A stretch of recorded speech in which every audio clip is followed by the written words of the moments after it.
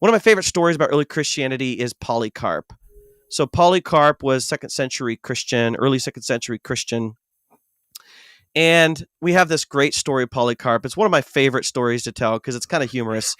So he's an old man, and he's going to be arrested for not worshiping Caesar, not worshiping Rome.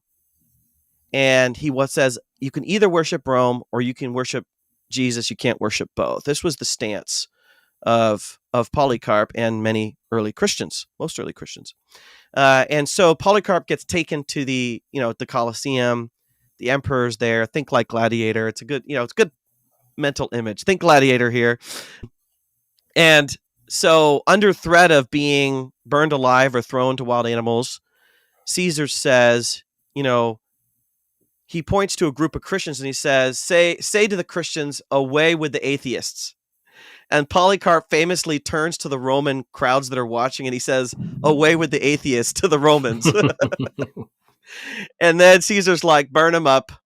And Caesar said, you can only save your life if you swear to my spirit, which is the spirit of the emperor, which, remember, is symbolic of the spirit of Rome. The emperor is identified with Rome, and Rome is identified with the emperor.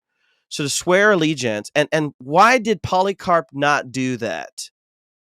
Because Scripture clearly teaches that we swear allegiance to nothing but Jesus Christ. No entity, no person, nothing but Jesus Christ.